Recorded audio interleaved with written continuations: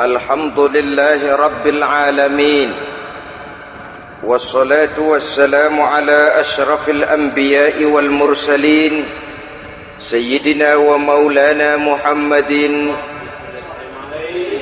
wa ala alihi wa ashabihi al-mujahidin at-tahirin. Amma ba'du. Saudara-saudara kaum muslimin seiman dan sekeyakinan yang berbahagia, pada suatu hari seketika sedang berkumpul dengan para sahabat, Rasulullah pernah memberikan peringatan. Beliau bersabda, yushiku an tada'a alaikumul umamu kama tada'al akalatu ala qas'atiha. Pada suatu saat nanti akan datang di tengah-tengah kamu, wahai umat Islam, di mana orang-orang lain di sekeliling kamu akan bersatu mengerubungi kamu seperti bersatunya orang-orang mengerubungi makanan di atas meja hidangan. Akan datang satu saat nanti di mana kondisimu dikepung sedemikian rupa, yang barat mau menerkam, yang timur mau menghantam, yang selatan mau menginjak-injak, yang utara pun akan menjelajah. Kondisimu seperti makanan di atas meja hidangan. Sebagian sahabat merasa heran dan terkejut, lalu mereka bertanya, amin qillati nahnu yauma izin ya Rasulullah? Apakah jumlah kami pada waktu itu sedikit ya Rasul? Kami sampai dikepung sedemikian rupa? Beliau menjawab, bal antum yauma idzin katsir. Sama sekali tidak. Kamu tidak sedikit pada saat itu. Bahkan jumlahmu sangat banyak. Kamu adalah mayoritas. Walakinnakum ghusa'un ka ghusa'is sail. Tetapi keadaanmu saat itu persis seperti buih di lautan. Banyak tetapi centang perenang. Banyak tetapi tidak punya daya dan kekuatan. Banyak tapi dipermainkan gelombang lautan, dihempaskan ke tepian pantai tanpa punya makna dan arti. Kondisimu pada saat itu kuantitas yang tanpa kualitas, sehingga orang lain enak saja mengepung kamu. Akidahmu didangkalkan, dibanjiri dengan peradaban dan kebudayaan yang menjauhkan dari agama. Dari segi maksiat dan munkarat seluruhnya mengepung sampai kita melepaskan nilai-nilai Islam kita ini. Dan celakanya, sambung beliau, waliyanzi'anna fi qulubi aduwikumul mahabata minkum. Akan dicabut kehebatanmu di mata musuh-musuhmu, sehingga pada saat seperti itu orang lain memandangmu umat Islam enteng saja, remeh saja, tidak ada apa-apanya. Sudahlah, pokoknya umat Islam sikat saja. Umat Islam enteng, umat Islam kecil, umat Islam tidak ada apa-apanya. Alangkah ironinya, alangkah menyedihkannya, memilukan dan sekaligus memalukan. Umat yang mayoritas ini dipermainkan oleh yang minoritas. Umat yang jumlahnya terbesar, terbanyak, bahkan konon menurut catatan sampai 90%, tapi dipermainkan oleh mereka kelompok-kelompok kecil ini. Waliyakzifanna fi qulubikumul wahn. Pada saat itu di hatimu dicampakkanlah penyakit wahan. Sahabat kemudian bertanya, wa mal wahnu ya Rasulullah? Apakah penyakit wahan itu ya Rasul? Beliau menjawab, hubbud dunya wa karahiyatul maut. Penyakit wahan itu tidak lain hubbud dunya wa karahiyatul maut. Terlalu cinta kepada dunia dan terlalu takut kepada mati. Materialistis dan takut resiko. Dua penyakit inilah yang menyebabkan walaupun umat ini mayoritas, tapi dipermainkan oleh yang minoritas. Walaupun dia golongan terbesar, tapi nasibnya seperti makanan di atas meja makan. dari segala macam penjuru mau menghantam dia. Saudara-saudara kaum muslimin yang berbahagia, ini merupakan analisa sosial bahwa pada satu saat nanti akan terjadi di tengah-tengah umat di mana kita dihantam dan diserbu dari segala macam penjuru. Akidah didangkalkan, peradaban dan kebudayaan dirusak, makanan dan minuman diracuni, pakaian ditelanjangi dan lain sebagainya, sampai kita melepaskan nilai Islam yang kita cintai ini. Kondisi sosial ini satu saat akan datang kepada kita. Demikian analisa dan peringatan dari Rasulullah sallallahu alaihi wasallam. Marilah sekarang kita melihat, adalah benar bahwa di zaman sekarang kita insya Allah tidak akan mengalami perang Badar sehebat yang pernah dialami oleh Rasul dan para sahabatnya. Tetapi sesungguhnya perang yang kita hadapi di zaman sekarang ini tidak kalah hebatnya dengan perang Badar, tidak kurang dahsyatnya dengan perang Uhud, tidak kurang ngerinya dari perang Khandaq. Hanya saja yang kita hadapi sekarang ini bukan ujung pedang, bukan ujung tombak, bukan ujung panah. Yang kita hadapi sekarang ini adalah perang akidah, perang ideologi, perang mempertahankan keyakinan. Yang kalau kita kalah sekarang, kita memang masih beragama. Tetapi anak kita, cucu kita, generasi yang akan hidup 5, 10, 20, 30 tahun yang akan datang, wallahu a'lam bissawab. Islam, saudara-saudaraku, tidak mungkin hilang dari dunia. Tetapi tidak mustahil Islam gulung tikar dari desa kita. Tidak mustahil Islam gulung tikar dari kampung dan kota kita, jikalau kita tidak menjaganya, jikalau kita tidak memeliharanya, bahkan jikalau kita tidak mewariskannya kepada anak-anak kita, generasi yang akan datang. Marilah kita mengingat sejenak bagaimana Islam di Spanyol yang pernah jaya, pernah mewarnai daratan Eropa, dan yang sekarang hanya sekedar tinggal ceritanya saja. Ini pernah diperingatkan oleh Rasul dalam satu hadis, sayati ala ummati zamanun la yabqal Islam illa ismun wala minal Quran illa rasmun. Akan datang satu masa di tengah umatku di mana pada masa itu Islam ada tapi hanya tinggal sekedar namanya saja, dan Quran pun ada tapi cuma sekedar tinggal tulisannya saja. Apabila kita tidak mewariskan ini kepada generasi yang akan datang, maka serbuan-serbuan dari berbagai macam penjuru dari hari ke hari semakin kita rasakan kehebatannya. Tidak mustahil sejarah Spanyol akan terjadi di desa kita, akan terjadi di kampung kita, akan terjadi di kota kita. Orang Spanyol, kalau mereka cerita kepada anaknya, mereka akan cerita, nak, di sini dulu ada masjid. Kapan, Pak? Dulu bener dah. Banyak orang Islam kalau hari Jumat pada sembahyang, kapan itu, Pak? Dulu sekali. Sekarang cuma sekedar tinggal ceritanya saja.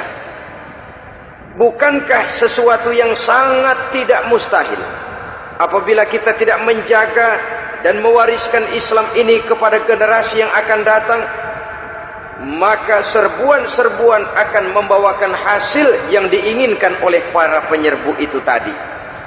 Kita sudah menjadi umat yang mayoritas, tetapi umat yang mayoritas ini menurut Rasul dikepung sedemikian rupa, akidahnya didangkalkan, peradaban dan kebudayaannya ditekan sedemikian rupa, kehidupan sosialnya dibuat individualis. Kemudian dari segi pergaulan, pakaian, makanan, minuman dan sebagainya diracuni, sampai dia tidak lagi berpegang teguh kepada agamanya. Dan dikala itu hilang kehebatan umat ini di mata musuh-musuhnya. Orang lain memandang kita ringan saja, enteng saja, satu umat yang sudah kehilangan wibawa. Padahal konon kabarnya kita mayoritas, tapi enak saja dikutak-kutik orang lain. Dan dikala itu di hati kita merajalela penyakit uahan. Penyakit uahan itu apa?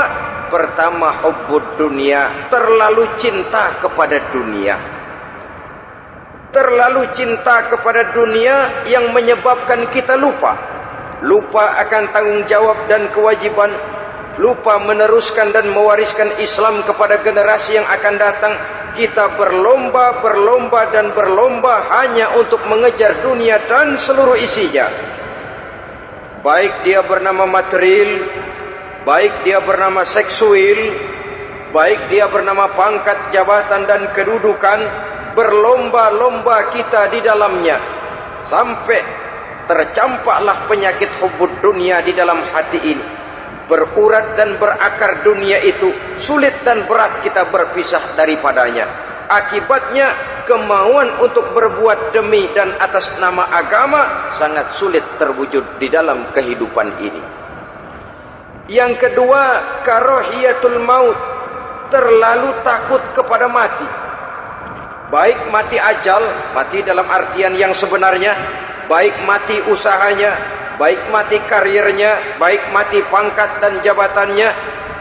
Sehingga dengan demikian akibatnya jatuhlah kita menjadi umat yang kehilangan wibawa di mata orang lain. Saudara-saudara kaum muslimin rahimakumullah, saya katakan tadi, perang yang kita hadapi di zaman sekarang adalah perang akidah. Perang menghadapi peradaban dan kebudayaan yang menghancurkan moral daripada anak-anak kita. Perang menghadapi banjirnya maksiat dan munkarat. Yang di tengah-tengah itu, di samping berkewajiban menjaga diri dan keluarga, kita pun juga berkewajiban menjaga anak-anak kita, generasi yang akan datang. Mengarahkan dan mendidik mereka sesuai dengan yang dikehendaki oleh Allah Subhanahu wa ta'ala. Oleh sebab itu, pada pertemuan kali ini yang akan saya bicarakan ialah bagaimana idealnya seorang muslim lebih dahulu memberikan pendidikan kepada anak-anaknya. Di tengah satu situasi dan kondisi di mana serbuan datang silih berganti melanda dan menghantam umat Islam, kemana anak-anak kita ini harus kita arahkan? Karena kita orang tua mempunyai tanggung jawab. Anak adalah amanah. Menyia-nyiakan amanah adalah dosa. Dan dosa itu merupakan satu dosa yang besar. Bahkan orang tua bisa saja masuk neraka kalau tidak bertanggung jawab tentang anak-anaknya. Satu riwayat menjelaskan, ada orang soleh, ngajinya cukup, solatnya cukup, puasanya cukup, zakatnya cukup, di mana ada majelis taklim hadir, baca Quran hobi, fitnah orang tidak pernah. Di akhirat setelah disidang dia ternyata lebih banyak kebaikannya daripada kejahatannya, maka dia pun diperintahkan dan dipersilahkan masuk ke dalam surga. Giliran anaknya disidang, biang okem nih anak. Ditanya, siapa Tuhanmu? Tidak tahu. Siapa nabimu? Tenyaho. Apa kitabmu? Ora gelem. Kamu pernah sholat? Tidak. Zakat? Tidak. Puasa? Tidak. Judi? Hobi. Zina? Tiap malam. Mabuk? Berat. Wah, brengsek kamu. Kebaikan tidak ada barang sedikit pun, sementara kesalahan dan dosa berlipat ganda. Kamu neraka. Anak ini protes. Benar, saya tidak kenal siapa Tuhan saya. Saya tidak tahu siapa Nabi saya. Saya tidak tahu kitab suci dan kiblat saya. Saya tidak sholat, tidak zakat, tidak puasa. Tiap malam saya judi, saya zina, saya mabuk.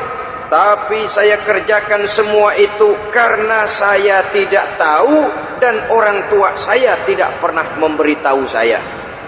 Dia enak-enakan hadir di majelis taklim, saya nyekek botol didiemin saja.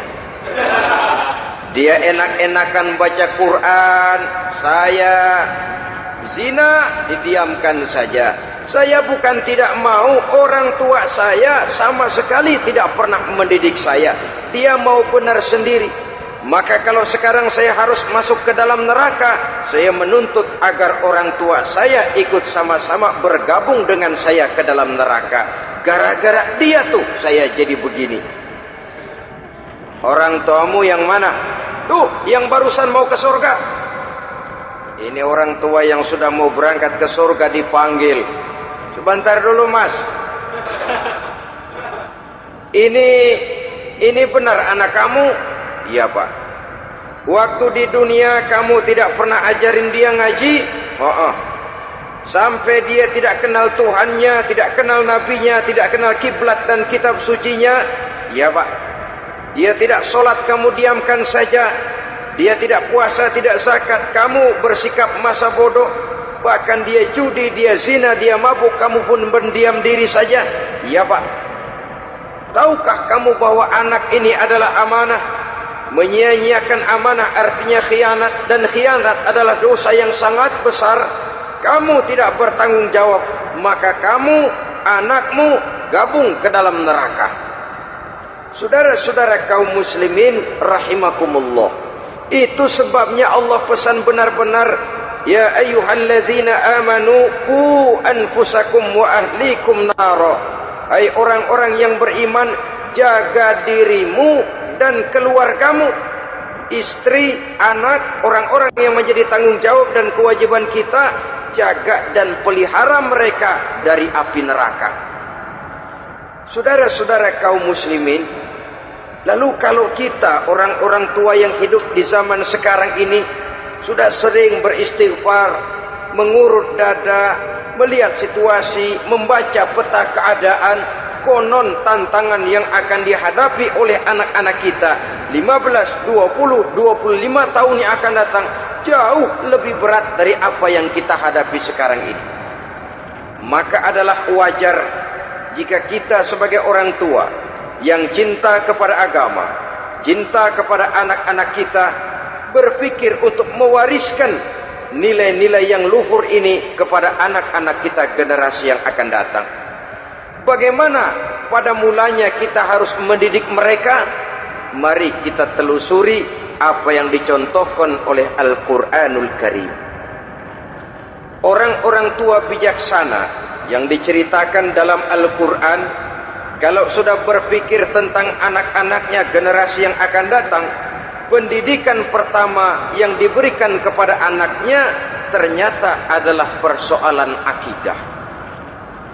Nabi Ibrahim, pertanyaan yang paling merisaukan beliau buat anak cucunya ialah ma ta'buduna min ba'di. Saudara bisa lihat surah Al-Baqarah ayat 133. Anak-anakku, kalau pada satu saat nanti aku, ayahmu ini sudah tidak ada lagi, meninggalkan kamu semua, meninggalkan kehidupan dunia ini, ma ta'buduna min ba'di, apa yang akan kamu sembah nak kalau ayah sudah tidak ada lagi? Jikalau ayahmu sekarang masih rajin ke masjid, melakukan rukuk dan sujud, i'tikaf dan membaca Quran, kalau satu saat ayahmu meninggalkan dunia ini, masihkah engkau mau ke dalam masjid? Masihkah engkau rukuk dan sujud? Masihkah engkau i'tikaf? Ma ta'buduna min ba'di, apa yang akan kamu sembah kalau aku ayahmu tidak ada lagi nak? Ditanamkan bukan hanya keyakinan bertauhid, sekaligus juga menyembah kepada Allah yang kita yakinkan dengan tauhid itu tadi. Bukankah berbeda dengan kita kebanyakan orang tua sekarang? Kita tidak pernah berpikir ma ta'buduna min ba'di, kalau bapak tidak ada kamu nyembah apa nak? Kita orang tua sekarang pagi-pagi malah berpikir ma ta'kuluna min ba'di, kalau bapak enggak ada kamu nanti makan apa nak? Bukan nyembah apa yang kita pertanyakan. Bukan nyembah apa yang kita khawatirkan, makan apa nak. Maka yang dicari lalu sekolah-sekolah yang bonafit, yang tidak peduli apakah itu merusak imannya, mematikan akidahnya, menghancurkan keyakinannya. Yang penting ada jaminan hari depan bisa dapat lapangan kerja. Akibatnya berduyun-duyun orang-orang tua muslim menyekolahkan anaknya di sekolah-sekolah yang bukan Islam, yang nyata-nyata membahayakan akidahnya, dididik dengan kultur dan budaya yang bertentangan dengan nilai-nilai agamanya. Bukankah ini berarti merelakan anak untuk dikafirkan? Bukankah ini artinya menyerahkan anak untuk ditulis menurut selera para pendidik yang tidak sesuai dengan nilai akidah yang dimilikinya? Mengapa kita tidak berpikir seperti Nabi Ibrahim, yang sebelum memberikan pendidikan kecerdasan, sebelum pendidikan matematika, IPS, PSPB dan disiplin ilmu lainnya, yang pertama ditanamkan, ma ta'buduna min ba'di. Kalau ayahmu tidak ada, kamu menyembah apa nak?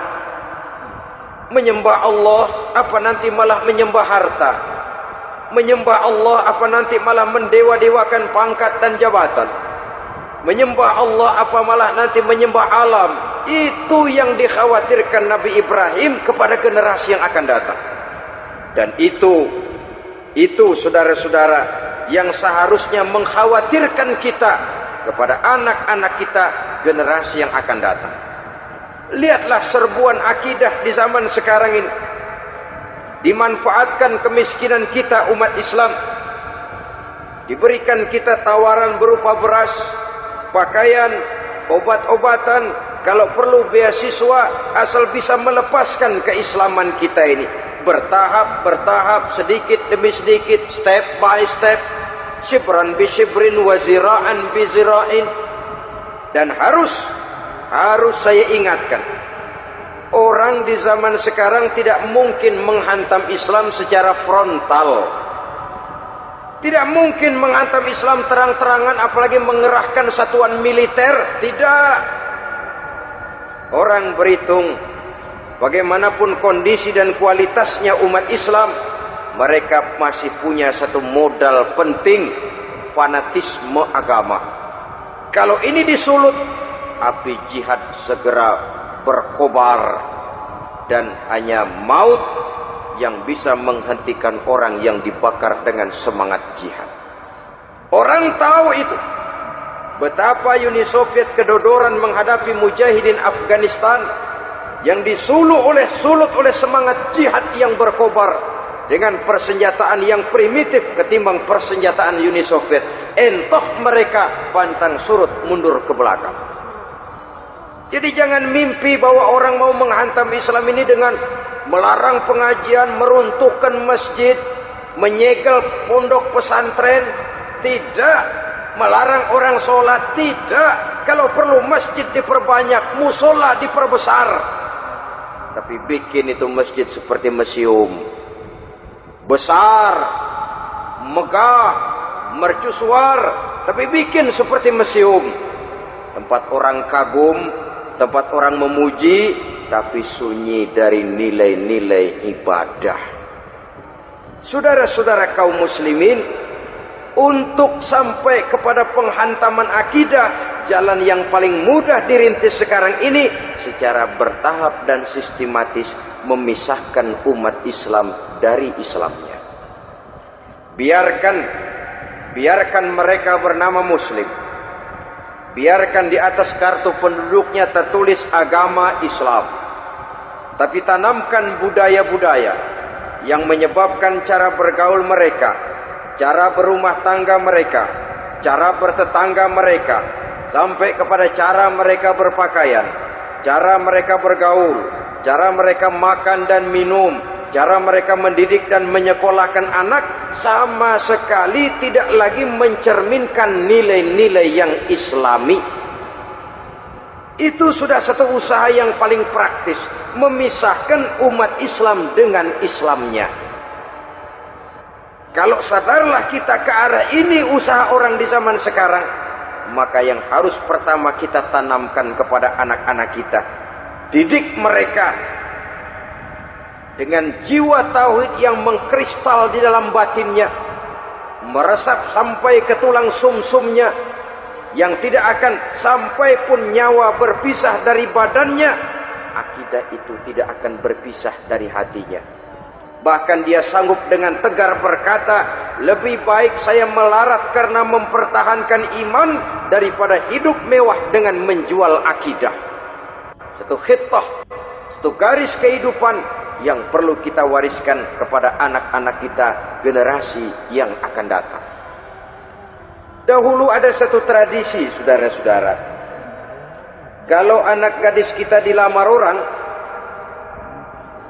orang lalu bertanya, anakmu mau ngelamar gadis saya, apa sudah khatam Quran berapa kali? Apa sudah bisa baca kitab macam-macam dan lain sebagainya? Sehingga lahirlah satu kebanggaan. Apapun motifnya, tapi pertanyaan semacam ini zaman sekarang sudah langka. Paling-paling yang ditanya kalau anaknya dilamar orang, anakmu kerja di mana? Gajinya sebulan berapa? Kendaraannya bebek apa soang apa-apa? Itu yang kita pertanyakan, berkisar di seputar materi, kerja, job, status sosial dan lain sebagainya. Perkara bisa baca Quran atau tidak, nomor 18. Perkara sembahyangnya rajin apa tidak, nomor 36. Saudara hadirin, akibatnya terjadi pergeseran nilai. Maka mendidik anak menurut tuntunan Quran adalah seperti yang diberikan contoh oleh Luqmanul Hakim, yang diceritakan dalam surah Luqman mulai ayat 11 dan selanjutnya. Apa pendidikan pertama yang harus kita berikan kepada anak? Pertama, ya bunayya la tusyrik billah. Wahai anakku, jangan sekali-kali engkau menyekutukan Allah. Nah, jaga tauhid, pelihara iman, mantapkan akidah. Ini dasar yang pertama. Belum lagi anak mengenal berbagai macam disiplin ilmu, yang pertama ditanamkan tauhid. Ini yang mendasari kehidupan. Ini yang akan mewarnai dan menjadi warna dari kepribadian seseorang. Sentuhan jiwa tauhid di dalam diri si anak. Belum lagi sempat dia kenal yang lain. Yang pertama yang kita tanamkan, kita wariskan, kita berikan, la tusyrik billah. Jangan sekali-kali menyekutukan Allah. Nah, kalau ini sudah tertanam, ini sudah merupakan satu fondasi yang kuat. Selebihnya nanti tinggal melihat bakat si anak, kemana dia harus dididik ini. Yang terpenting nilai iman lebih dahulu tanamkan. Dan untuk menghancurkan nilai keimanan, saudara-saudara, saya katakan, ingatkan kepada hadis di awal tadi, dikepung kita dari berbagai macam penjuru agar bila bisa melepaskan nilai-nilai iman dan keyakinan. Proses pendangkalan akidah, ditanamkan keraguan kepada agama, ditanamkan rasa malu beragama. Sholat malu, baca Quran malu, berangkat ke masjid malu, pakai jilbab malu. Ditanamkan rasa malu beragama, sehingga bertahap sedikit demi sedikit kita mulai berpisah dengan kehidupan beragama. Ditanamkan hal yang sedemikian rupa dari berbagai macam penjuru. Dihantam akidah kuat. Dihantam dari segi peradaban dan kebudayaan. Diperbanyaklah peradaban dan kebudayaan yang bukan mendekatkan kita dengan agama, malah mendekatkan kita dengan neraka. Menjauhkan kita dari agama, menjauhkan kita dari nilai-nilai luhur yang diwariskan oleh orang-orang tua kita terdahulu. Adalah kewajiban kita yang pertama, mendidik anak, menanamkan roh, jiwa dan semangat tauhid di dalam diri mereka. Saudara-saudara kaum muslimin rahimakumullah. Kenapa kita lebih dahulukan menanamkan jiwa, roh dan semangat tauhid ini kepada anak-anak kita? Pertama, kita tidak hanya ingin sekedar mempunyai anak yang pintar, Tetapi lebih daripada itu, kita pun ingin mempunyai anak yang benar.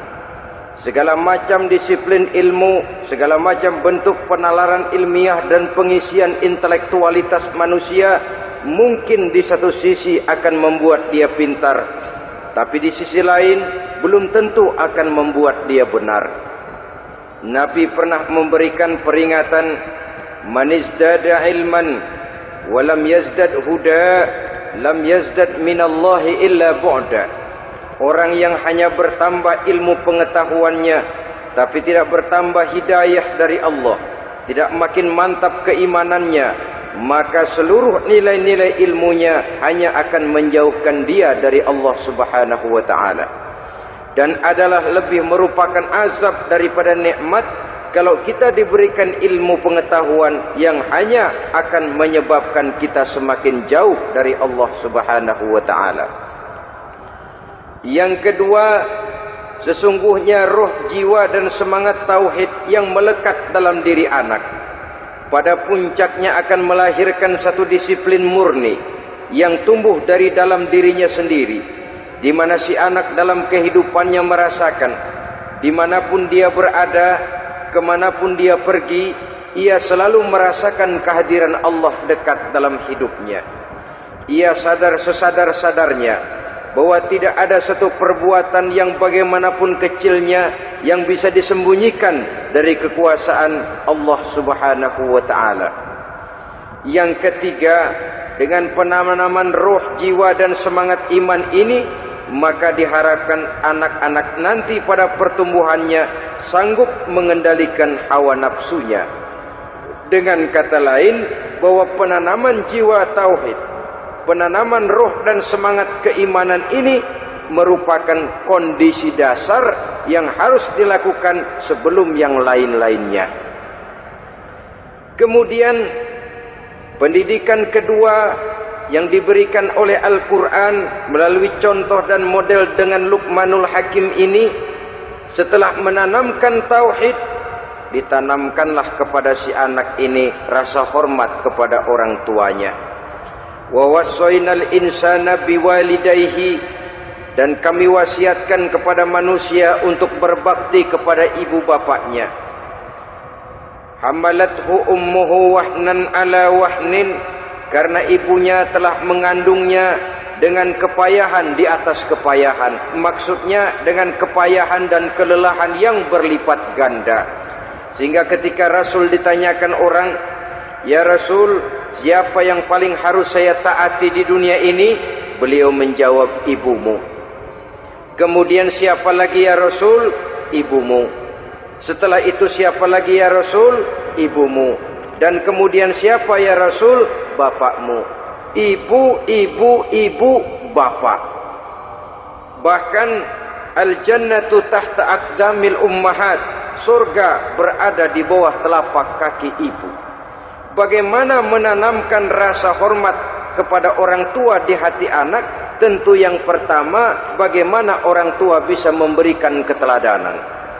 Marilah kita sebagai orang-orang tua ini menyadari bahwa sebelum anak kenal sekolah dasar, sebelum anak kenal TK, ibtidaiyah, sanawiyah sampai kepada perguruan tingginya, yang pertama dia kenal adalah lingkungan rumah tangganya, gurunya adalah ibu bapaknya.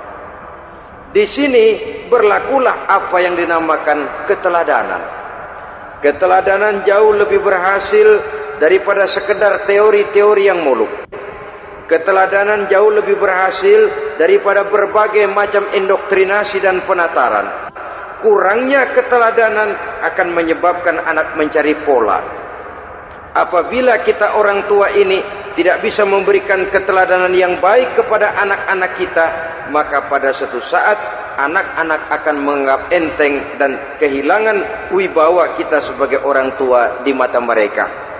Dikala itu akan sangat sulit kita membentuk kepribadian mereka. Bukankah di zaman sekarang ini kita banyak mengalami krisis wibawa, krisis figur? Ada yang karena rapotnya merah melulu, gurunya dikeroyokin. Pak guru pulang sekolah dicegat. Bahkan nyaris ada orang tua pernah dibunuh oleh anaknya sendiri, dan lain sebagainya. Kasus-kasus yang sebenarnya tidak perlu terjadi, karena memang bukan saja bertentangan dengan nilai budaya kita sebagai bangsa, tapi juga bertentangan dengan ajaran agama kita sendiri. Krisis wibawa, krisis figur, yang juga akibatnya harus kita sadari banyak faktor yang membentuk kepribadian anak. Pergaulannya, yang dibacanya, yang ditontonnya, yang disaksikannya di dalam kehidupan. Benar kita menyekolahkan mereka, tapi berapa jam mereka di sekolah? 6 jam, 7 jam paling lama. Sedangkan mereka hidup satu hari satu malam 24 jam. Kalau cuma 7 jam di sekolah, ini berarti lebih banyak dia di luar sekolah. Dan di luar sekolah itu artinya ya rumah tangganya, ya temannya, ya lingkungan di mana dia tinggal, yang seluruhnya sangat besar pengaruhnya dalam ikut membentuk kepribadian anak-anak kita. Saya katakan tadi, di samping kita menghadapi perang akidah, kita pun berhadapan di dalam perang menghadapi peradaban dan kebudayaan yang bukan saja menjauhkan kita dari agama, tetapi sanggup menghancurkan moral daripada anak-anak kita. Secara pribadi, saudara-saudara, saya iri, saya kagum misalnya dengan kemajuan yang diperoleh oleh negara tetangga kita, Jepang misalnya. Padahal tahun 45 ia pun hancur lebur oleh meledaknya atom di Hiroshima dan Nagasaki. Tapi bagai satu tenaga raksasa kemudian Jepang bangkit menjadi satu negara superpower di Asia. Bahkan gurunya saja Amerika sekarang ini kewalahan menghadapi perang dagang dengan Jepang ini. Dan yang menarik, Jepang bisa maju dan modern dengan tetap menjadi Jepang, tanpa harus kehilangan identitasnya sebagai satu bangsa, tanpa harus kehilangan kepribadiannya sebagai satu bangsa. Sebagai negara yang sedang berkembang, kita sering latah. Kita ingin meniru Barat, tapi bukan teknologinya, westernisasinya yang kita tiru. Bukan isinya, kulitnya yang kita ambil. Akibatnya apa? Modernnya belum, orangnya sudah Barat. Bergaulnya sudah cara Barat, berumah tangganya sudah cara Barat, berpakaiannya sudah cara Barat, mendidik anaknya sudah cara Barat. Di mana ketemu orang tua cukup hello daddy. Kulitnya kita ambil, sementara isinya kita campakkan. Ironi dan menyedihkan. Padahal kita sesungguhnya bisa maju dan modern, bisa mengejar segala ketinggalan dan keterbelakangan kita, dengan tetap menjaga nilai-nilai luhur budaya kita sebagai satu bangsa, mengambil isinya, dan kalau memang tidak perlu, lalu mencampakkan kulitnya. Pengaruh peradaban dan kebudayaan yang menghancurkan moral daripada anak-anak kita, oleh pesatnya arus teknologi, oleh pesatnya arus komunikasi, di mana hal-hal yang terjadi di belahan dunia lain dapat kita saksikan hari ini juga melalui layar televisi, yang terjadi di Amerika, di Eropa, di Afrika, di ujung dunia yang paling ujung sekalipun. Di ujung dunia yang paling ujung, hari ini kejadian, hari ini sudah bisa kita saksikan. Pesatnya arus komunikasi, kalau jatuh ke tangan anak-anak kita yang belum mempunyai filter, daya saring positif, akan dicerna oleh mereka tanpa memilah dan memilih. Akibatnya orang kampung bilang kelolodan. Makan nggak dikunyah lagi, tentu saja akhirnya kelolodan. Dan kalau sudah kelolodan, menyusahkan kita seluruhnya. Oleh karena itu budaya menghormati orang tua perlu dijaga, perlu dipelihara dan diwariskan kepada anak-anak kita. Tali silaturahmi sehingga ada respeknya kepada orang tuanya. Jangan bapaknya dianggap CS, ibunya dianggap CS, kakeknya dianggap CS. Hilang rasa respek, hilang rasa menghormati. Sementara orang tua sendiri tidak bisa memberikan keteladanan, kurang mendapat perhatian dan lain sebagainya. Apalagi kalau baik ibu maupun bapak adalah orang-orang karier yang setiap hari sibuk menghadapi tugas masing-masing. Bapak sibuk rapat, pindah kantor sana kantor sini, ibu sibuk arisan, besarlah anak-anak di tangan pembantu dan lain sebagainya, sehingga dia merasa kurang mendapat perhatian, dan ini akan ikut membentuk warna dari kepribadian yang dimilikinya. Sampai kepada pelosok-pelosok desa, jaringan televisi memang menguntungkan. Tapi kalau sudah sampai kepada menayangkan budaya-budaya yang tidak sesuai dengan pola di mana mereka tinggal, pola lingkungannya, dan ingin mereka terapkan dalam kehidupan, ironi dan menyedihkan. Maka sering dikatakan, jikalau ABRI masuk desa, rakyat beruntung. Jikalau listrik masuk desa, rumah jadi terang. Jikalau koran masuk desa, rakyat jadi cerdas. Jikalau hakim masuk desa, rakyat lalu sadar hukum. Tapi jikalau maksiat dan munkarat masuk desa, minuman keras masuk desa, judi masuk desa, pelacuran masuk desa, rakyat tentu kiamat. Dan kita harus punya budaya untuk memilah dan memilih, mempunyai filter untuk jadi daya saring positif. Oleh karena itu, saudara-saudara, tahap kedua setelah menanamkan jiwa tauhid kepada anak, tanamkan rasa hormat kepada orang tuanya. Orang tua itu ibu bapaknya, orang tua itu guru-gurunya yang mengajarkan dia, atau yang dianggap tua yang lebih senior dari dia. Karena tidak ada satu peradaban yang berdiri sendiri. Bagaimanapun maju dan modernnya kita sekarang, tentu merupakan mata rantai yang berkaitan dari generasi terdahulu. Ini yang kedua. Setelah tauhid, berbakti kepada ibu dan bapak. Tidak ada satu kebahagiaan yang bisa ditegakkan di dunia ini tanpa doa, tanpa restu daripada ibu dan bapak. Ini keramat hidup. Doanya dikabul Allah dan kutubnya juga dikabul oleh Allah Subhanahu wa ta'ala. Jadi mendidik anak setelah menanamkan jiwa tauhid, menanamkan rasa hormat dan taat berbakti kepada ibu bapaknya. Itu yang kedua. Kemudian yang ketiga, melalui model Luqman, Quran mendorong kita untuk mendidik anak menanamkan etika otonom. Apa itu?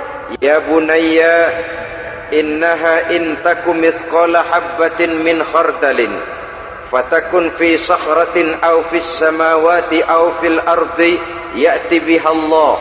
Wahai anakku, sesungguhnya kalau ada satu kebaikan yang kamu kerjakan, kecil, tidak nampak oleh pandangan mata yang zahir, yang kecil itu tersembunyi di puncak langit, di dasar bumi yang paling dalam, atau di tengah batu hitam sekalipun, Allah pasti mengetahuinya dan pasti akan memberikan balasan yang seadil-adilnya. Pendidikan apa ini? Pendidikan moral, menanamkan etika otonom. Nah, kau berbuat baik jangan karena dilihat orang. Kau tidak mau melakukan kejahatan jangan cuma karena ada polisi.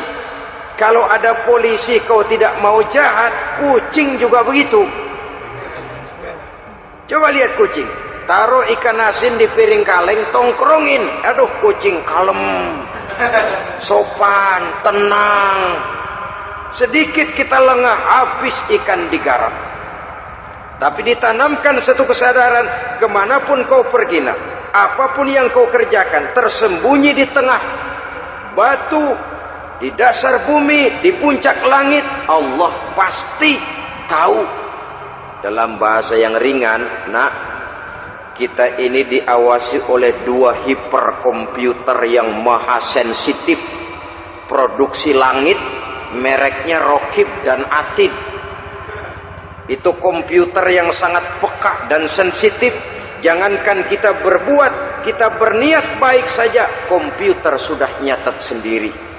Inilah yang orang sekarang namakan waskat, pengawasan malaikat. Kalau hidup sudah merasa diawasi oleh malaikat, waskat berhasil.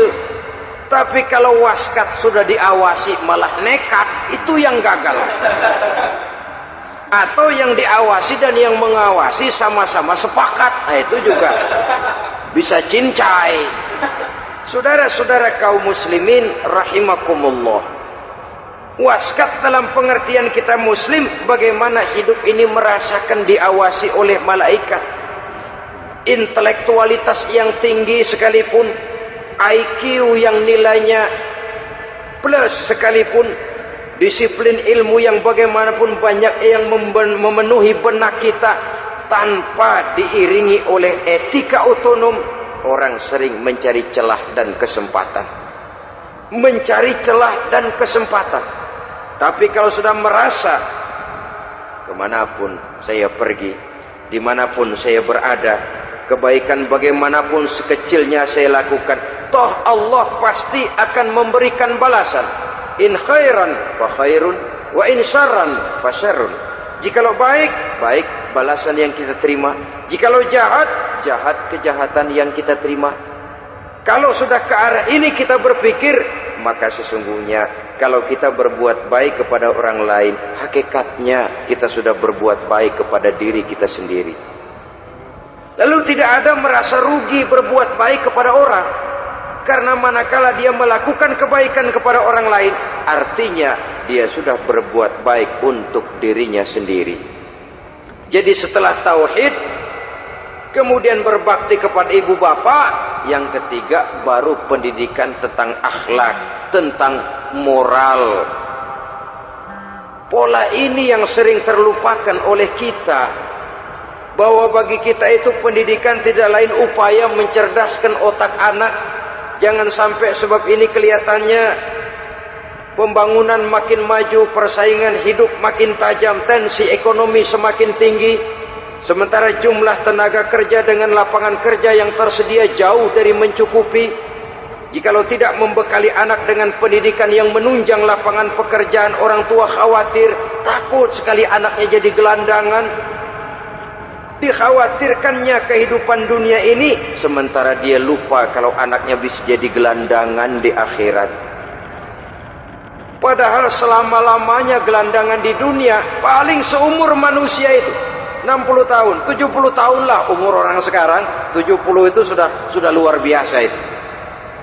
Tapi kalau harus menggelandang di akhirat, menjadi gelandangan di akhirat, alangkah menyedihkannya.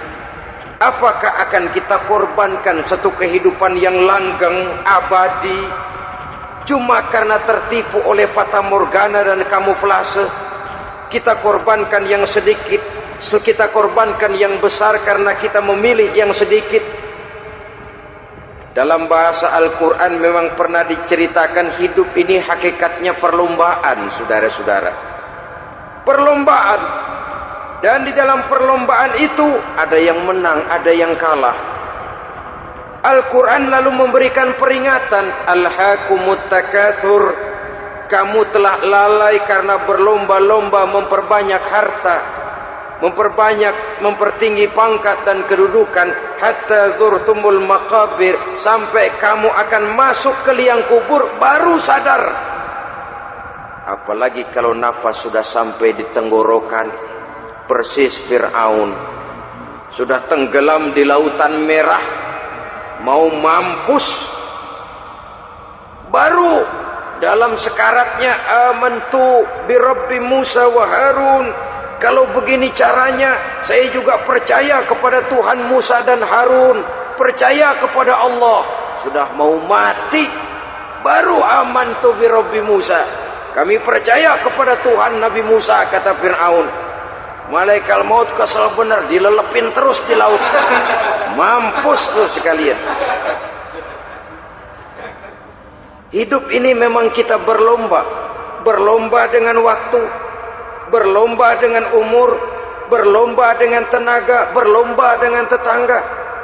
Yang jangankan kita sampai mundur, berhenti saja sejenak, kita akan ditinggalkan oleh yang lain.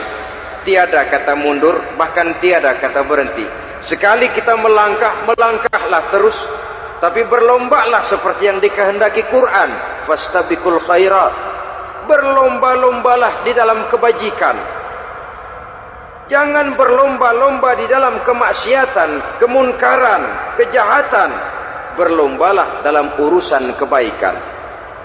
Saudara-saudara kaum muslimin rahimakumullah. Tauhid, berbakti kepada ibu bapa, kemudian pendidikan tentang moral. Apabila pendidikan tentang moral sudah tertanam, barulah lihat bakat si anak. Kemana bakatnya? Anak saya kelihatannya dari kecil demennya main bedil-bedilan saja. Abri kali itu. Kirim ke Magelang, masukkan akabri. Tapi dengan syarat 3 itu tadi. Iman sudah tertanam, rasa bakti kepada ibu bapak sudah ada dan punya nilai moral. Sehingga boleh jadi nanti dia menjadi jenderal yang beriman, yang berbakti kepada ibu bapaknya dan punya moral yang tinggi. Kan lebih baik rakyat rendah tapi akhlaknya tinggi daripada pejabat tinggi tapi moralnya rendah. Jauh lebih baik rakyat rendah punya moral tinggi ketimbang pejabat tinggi punya moral rendah. Nilai moral ini yang jadi ukuran dan barometer di masyarakat. Yang ini yang sering kita lupakan. Bahwa kehancuran satu bangsa dimanapun di dunia ini selalu dimulai dengan kehancuran moral daripada bangsa itu sendiri. Sekarang membina nilai moral ini berat. Gadis kita, remaja, putri diberikan pakaian jilbab, mungkin dia sendiri masih setengah-setengah, ditambah lagi oleh ledekan temennya. Jilbab lah kuno. Bau sorga lah, bau masjid lah, bau menyan lah. Ditanamkan rasa malu untuk hidup dekat dengan agama. Kalau moral semacam ini sudah tertanam, sedikit demi sedikit kita mulai mengucapkan selamat tinggal kepada agama. Dan kemalangan apa yang lebih malang kalau kita sudah jauh dari agama ini? Bukankah Islam telah menyelamatkan manusia dari penyakit jahiliyah dan membawanya kepada satu kehidupan yang maju dan modern? Kalau kita tinggalkan Islam ini, bukankah artinya kita akan kembali kepada satu zaman jahiliyah? Hanya saja jahiliyah itu berada di abad modern. Versinya tentu lebih modern. Kalau zaman jahiliyah dulu mabuknya pakai arak, zaman sekarang sudah macam-macam orang bisa mabuk. Kalau zaman jahiliyah dulu anak perempuan dikubur hidup-hidup, zaman sekarang kadang-kadang belum sempat lahir ke dunia, malah sudah dibunuh lebih dahulu. Versinya saja yang berbeda. Kalau di zaman jahiliyah dahulu manusia menyembah batu yang bernama Latta, Uzza, Manat dan Hubal. Di zaman jahiliyah modern sekarang ini, orang sering menyembah kepala bagiannya, sering menyembah atasannya, sering menyembah komputer, sering menyembah teknologi modern yang lebih diyakininya daripada Allah sebagai keyakinan sentral di dalam hidupnya. Saudara-saudara kaum muslimin rahimakumullah. Jadi yang ketiga, nilai moral yang ditanamkan kepada anak-anak kita supaya dia bisa menghadapi tantangan-tantangan hidup yang semakin berat ini dengan tetap berpegang teguh kepada nilai-nilai moral yang diwarnai oleh jiwa keimanannya yang bersumber dari ajaran agamanya. 3. Kemudian yang keempat, barulah tatanan kehidupan sehari-hari.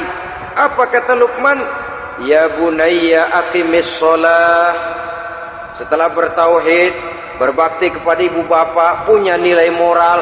Ya bunayya aqimis shalah, nak dirikan solat. Rumah tangga muslim. Anak berumur 7 tahun sudah berani meninggalkan solat. Kata Nabi, pukul. Bukan untuk menyakiti, untuk mendidik. Karena sayang kepada anak. Saudara-saudara, kita khawatir betul kepada anak. Kalau dia pulang dari sekolah, buru-buru kita sebagai orang tua bertanya, sudah makan nak? Sudah istirahat nak? Tapi jarang kita sebagai orang tua melontarkan, sudah sholat nak? Bahkan kita bisa memberikan sugesti kepada anak. Nah, kalau kau naik kelas 1 sampai naik ke kelas 2, bapak beliin sepeda. Tamat SD nak motor, tamat SMP nak ke Bali kita, tamat SMA nak Singapura. Saudara-saudara, tapi kalau untuk urusan sholat misalnya, kita tidak pernah memberikan sugesti kepada anak-anak kita. Nah, kalau kau hafal Fatihah lengkap dengan artinya, Bapak beliin sepatu. Nah, kalau kau bisa sholat dengan baik, cukup syarat rukunnya, Bapak beliin sepeda. Ada rangsangan, ada sugesti yang membuat anak lebih tergerak untuk hidup dalam suasana keagamaan. Ya bunayya aqimis sholat, nak dirikan sholat. Sebab ini sandaran vertikal yang paling langsung antara manusia dengan Tuhannya. Menyadari bahwa sepanjang yang bisa dilakukan oleh manusia hanyalah berusaha, dan kepastian sepenuhnya ada di tangan Allah. Dengan solat kepribadianmu diperteguh, dengan solat sandaran vertikalmu kepada Allah diperkuat, dan pada waktunya nanti Al-Quran memberikan bimbingan, hendaklah minta tolong kepada Allah dengan sabar dan tetap mendirikan solat. Ya bunayya aqimis sholat. Setelah itu wa'mur bil ma'rufi wanha 'anil munkar. Tegaklah membina yang ma'ruf, tegaklah mencegah yang munkar. Ini sikap hidup sudah. Salat tadi tugas hidup. Lalu sikap hidup tampil di tengah masyarakat, membina yang ma'ruf, mencegah yang munkar sesuai dengan kesanggupan masing-masing.